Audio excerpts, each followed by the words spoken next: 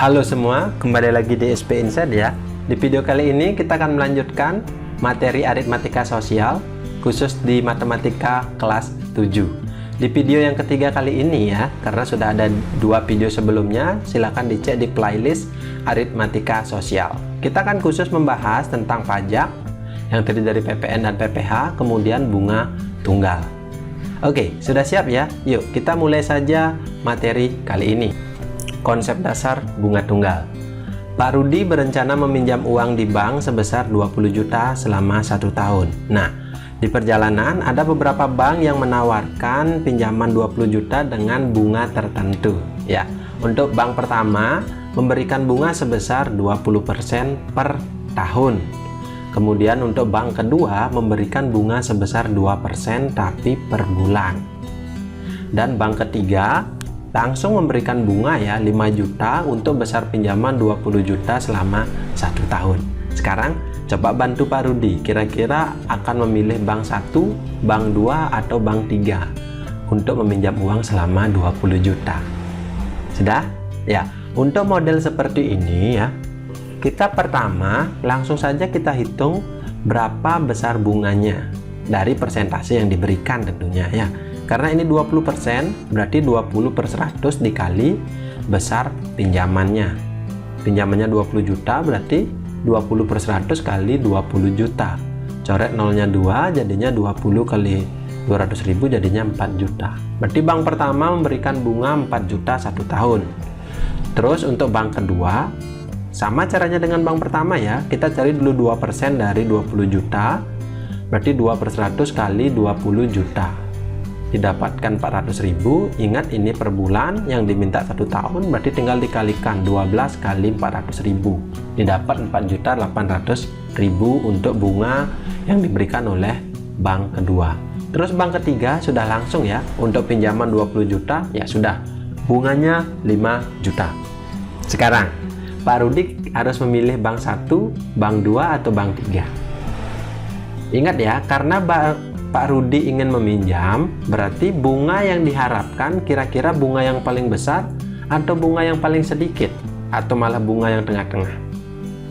Iya, jawabannya ya bunga yang paling sedikit. Sehingga di sana yang menguntungkan ya, tidak mungkin milih bunga yang paling banyak sehingga banyak nanti mengembalikan. Ya, karena meminjam berarti Pak Rudi harus memilih bank 1 dengan persentase bunga 20% dengan membayar 4 juta bunganya dalam 1 tahun. Seperti itu ya konsep sehari-hari tentang bunga tunggal yang sudah kalian dapatkan. Kita lanjutkan ke pengertiannya. Apa itu bunga tunggal? Bunga tunggal adalah jasa berupa uang yang diberikan oleh pihak peminjam kepada pihak yang meminjamkan modal atas persetujuan bersama yang dihitung dari modal awal atau pokok simpanan, bisa juga berupa tabungan atau juga berupa pinjaman ya. Sebenarnya ada lagi satu bunga majemuk, tapi khusus untuk kelas 7 kita khusus membahas untuk bunga tunggal saja ya. Ini beberapa rumusnya ya. Untuk mencari bunga dalam N tahun, rumusnya adalah N kali PB kali M. Kemudian untuk mencari PB itu B per N kali M kali 100%. Untuk mencari N, B per M kali PB. Kemudian untuk mencari M, B per N kali PB. Terus untuk mencari bunga dalam bulan ya, berarti tinggal dibagi 12 saja, rumusnya hampir sama. Nah, ini beberapa keterangannya ya. Untuk B itu menyatakan besarnya bunga saja, kemudian PB itu adalah persentasenya, dan N itu adalah jangka waktunya, serta M itu adalah tabungan awal atau besar pinjaman yang diberikan. Ingat, di bunga tunggal bisa didapatkan yang pertama dari tabungan. Tabungan adalah simpanan yang penarikannya hanya dapat dilakukan menurut syarat tertentu yang disepakati. Ini berupa simpanan ya, karena kita menyimpan sehingga kita diberikan imbalan berupa bunga tabungan. Kalau bentuknya tabungan, pasti kita harus memilih bank ataupun pemberi jasa uang tersebut atau pemberi jasa tabungan yang memberikan bunga paling besar. Ya, ingat yang paling besar ya, karena tabungan. Terus yang kedua, angsuran. Angsuran adalah besarnya pembayaran kredit dalam bentuk bunga dan pokok pinjaman yang dilakukan dengan cara dicicil dalam jangka waktu tertentu. Imbalan yang dibayarkan yaitu berupa bunga pinjaman. Nah, bedanya dengan yang B, kalau yang B itu kita meminjam, nanti kita membayarnya dalam bentuk angsuran. Terus imbalan yang kita berikan kepada peminjam ataupun yang meminjamkan uang, berarti kita berikan berupa bunga pinjaman.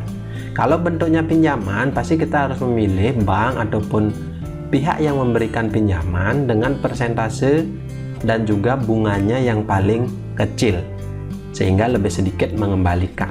Kalau tabungan harus yang paling besar. Dah, itu perbedaannya ya. Oke, kita lanjutkan ke contoh soal 1. Arif menabung di bank sebesar 1 juta dan diberikan suku bunga tunggal sebesar 12% per tahun. Yang A, hitunglah bunga yang diperoleh setelah 3 tahun dan tabungan akhirnya. Yang B, hitunglah bunga yang diperoleh setelah 8 bulan dan tabungan akhirnya. Sudah? Seperti biasa kita buat diketahui dulu modal tabungannya ataupun simpanannya ya, sebesar 1 juta dengan persentase bunga adalah 12% per tahun. Yang ditanya A itu bunga 3 tahun, yang B bunga selama 8 bulan. Kita selesaikan untuk yang A, bunga selama 3 tahun, berarti kita gunakan rumus bunga untuk N tahun.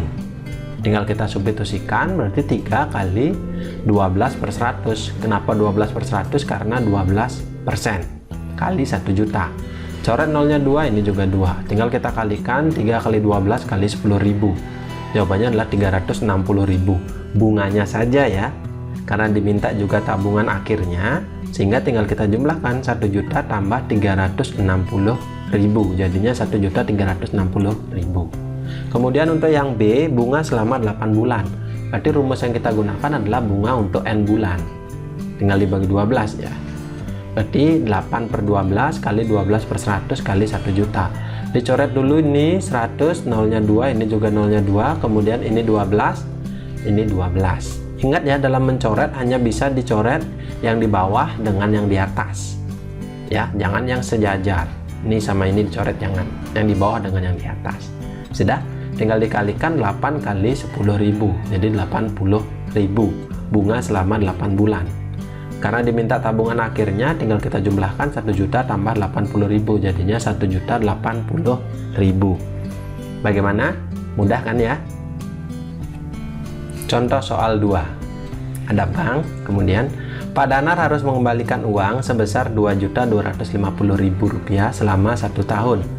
Jika besar uang yang dipinjam adalah 2 juta, maka hitunglah berapa persen suku bunga tunggal per tahun yang diberikan oleh bank ini. Ya. Misalnya Pak Danar ya, kita tulis diketahui meminjam dengan pinjaman sebesar 2 juta, kemudian jangka waktunya 1 tahun, kemudian dia harus mengembalikan pinjaman dan bunga pinjaman sebesar Rp2.250.000. Yang ditanya persentase bunga atau PB-nya. Yang pertama kita cari dulu besar bunganya saja, berarti tinggal kita kurangkan Rp2.250.000 dengan 2 juta. Kita dapat besar bunganya saja adalah Rp250.000. Kemudian kita bisa cari untuk persentase bunganya dengan rumus ini. Berarti tinggal kita bagi 250.000 dibagi 1 kali 2 juta, kemudian dikali 100%. 250 sama 2 juta sama-sama dibagi 250.000 ya. Ini sisa 1, ini sisa 8. Kemudian tinggal kita kalikan dengan 100%. 100% bagi 8 yaitu 12,5%. Jadi suku bunga tunggal ya, atau persentase suku bunga tunggal yang diberikan oleh bank ini adalah 12,5%. Contoh soal yang ketiga. Misalnya ada suatu bank ya, Intan menyimpan uang di bank sebesar Rp1.500.000. Bank tersebut memberikan bunga tunggal sebesar 12% per tahun. Agar jumlah tabungannya menjadi Rp1.620.000, maka berapa bulankah Intan harus menyimpan uang di bank? Ingat ya, persentasenya per tahun, yang diminta per bulan. Hati-hati di sana. Seperti biasa kita buat diketahui dulu ya. Kemudian dan ditanya kita selesaikan. Kita cari dulu besarnya bunga, berarti kita cari 1.620.000 dikurang 1.500.000. Jadinya 120.000. Itu bunga yang didapatkan jika menginginkan tabungan akhirnya adalah 1.620.000. Kemudian kita tinggal cari untuk lama menabung dalam N tahun dulu ya, karena persentasenya dalam tahun. Dengan rumus ini berarti tinggal kita bagi saja 120.000 dibagi modalnya ataupun uangnya adalah 1.500.000 dikali 12%. Ini nolnya 3 dicoret dengan 1.500.000 nolnya 3. Ingat yang hanya bisa dicoret yaitu bawah atas atau atas dan bawah. Kemudian ini nolnya 2 dicoret dengan 100 juga nolnya 2 ya. Kemudian tinggal kita kalikan saja 120 dibagi 15 kali 12 sehingga kita dapatkan 120 per 180, jadinya 2/3 tahun.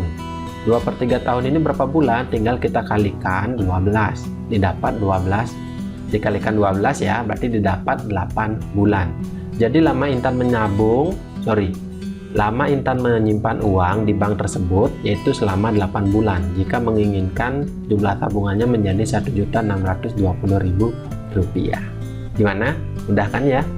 Oke, selanjutnya kita bahas tentang pajak. Konsep dasar pajak. Pajak adalah besaran nilai suatu barang atau jasa yang wajib dibayarkan oleh masyarakat kepada pemerintah. Besaran pajak diatur oleh perundang-undangan sesuai dengan jenis pajak. Ya, untuk rumusnya sederhana saja, P kecil itu pajak sama dengan PP kali N, di mana P adalah besarnya pajak ya, PP adalah persentase pajak, dan N adalah harga barang ataupun penghasilan ya. Biasanya kalau suatu barang ataupun jasa diberikan pajak itu biasanya lebih banyak jadinya yang harus kita bayarkan. Ada dua jenis pajak yang kita bahas. Yang pertama tentang PPN atau pajak penambahan nilai. Itu adalah pajak yang harus dibayarkan oleh pembeli kepada penjual atas konsumsi atau pembelian barang atau jasa. Biasanya besarnya PPN adalah 10% dari harga jual. Nah, misalnya kalian berbelanja ya, kemudian pasti akan kena PPN. Sehingga yang harus kalian bayarkan yaitu harga barang dengan PPN sebesar 10%. Kemudian yang kedua yaitu PPH, pajak penghasilan. Adalah pemotongan gaji dari pekerja yang diberikan kepada pemerintah sebagai pemenuhan kewajiban pekerja kepada negara secara perorangan. Nah, kalau yang PPH ini misalnya kita dapat gaji, kemudian gaji kita dipotong dengan pajak penghasilan, dan pajak penghasilannya itu yang dibayarkan ke pemerintah. Jika yang A PPN berarti kita akan membayar lebih banyak, kemudian yang B kita akan menerima gaji lebih sedikit ya, dipotongnya ya. Sudah? Oke, contoh soal yang keempat. Ani berbelanja beberapa kebutuhan bulanan di supermarket dengan total belanjaan adalah Rp350.000. Kemudian dikenakan PPN sebesar 10% ya, pajak penambahan nilai. Tentukan jumlah uang yang harus dibayarkan oleh Ani.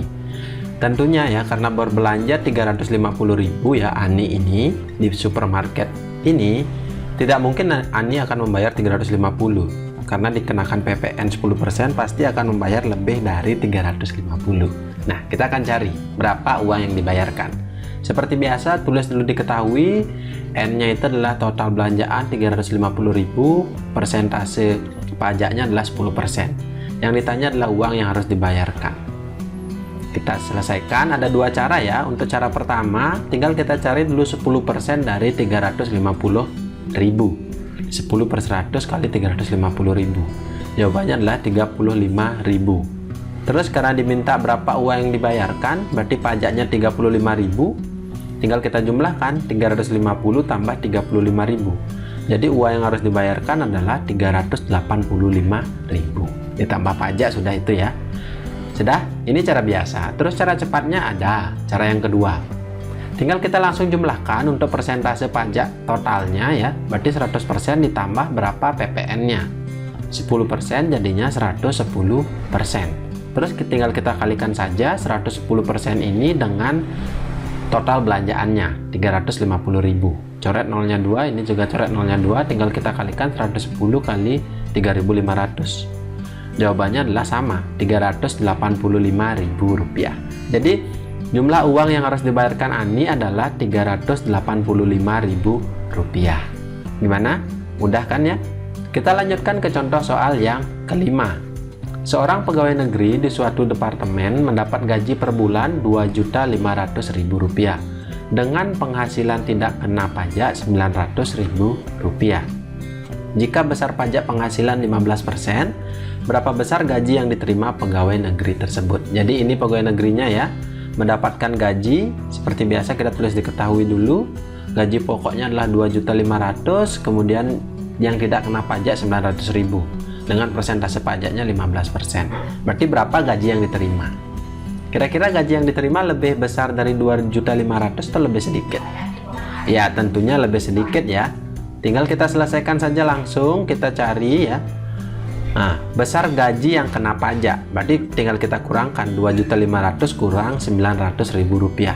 Berarti gaji yang kena pajak adalah Rp1.600.000. Kemudian tinggal kita cari pajak penghasilannya dengan cara 15% kali 1.600.000. Coret nolnya 2, ini juga coret nolnya 2. 15 kali 16.000. Jawabannya adalah 240.000. Berarti pajak yang harus dibayarkan ya pegawai negeri ini adalah 240.000. Tinggal kita kurangkan saja gaji yang diterima menjadi 2.500.000 dikurang 240.000. Jadi jawabannya adalah 2.260.000. Jadi gaji yang diterima oleh pegawai negeri tersebut adalah Rp2.260.000. Gimana? Itu untuk pajak yang tadi sudah kita bahas tentang bunga tunggal. Kalau masih bingung bisa diulang lagi videonya karena memang durasinya kita buat semaksimal mungkin supaya pembahasannya lebih mudah dipahami ya. Sekian dulu untuk video kita kali ini. Sampai ketemu di video selanjutnya dan terima kasih.